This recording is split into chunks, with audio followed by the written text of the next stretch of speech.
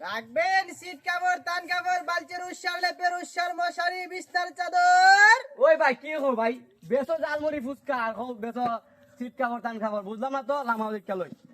ভাই সিট কাপড়, তান কাপড় করে ডাক দিলে কি হয় জানেন? মহিলারা দই যায়। আরে ফুচকা ঝালমুড়ি গরমের লোক তো খাইতেছে না, বুঝেন না? আরে কি হো ফুচকা জালমুড়ি তো ভালো ভালো ভালো জিনিস। ঠিক আছে, মানুষের তো বাড়ির থেকে আনতে হইব, বুঝেন না? এই সিট কাপড়, তান কাপড় করে তখন ডাকটা দিব না, সব আরে আরে, ব্যক্তি তো আমার দ্বারা দই আয়া পড়বো, বুঝছেন? আরে কি করে ভাই এই টান কাপড় শীত কাপড় এত ব্যবসা, হ্যাঁ, আর জালমুড়ি ফুচকার কি ব্যবসা কম? ঝালমুড়ি ফুচকার ব্যবসা আছে, এখন রোদ না, বুঝলো না? ও আচ্ছা তাহলে ফুচকা খুলো তো খাই দেখি কেমন। খাইবা? হ্যাঁ খাইমু। ফুচকার প্লেট কয়টা হরিয়া? পিস হইলো 50 টাকা, পিস হইলো 5 টাকা।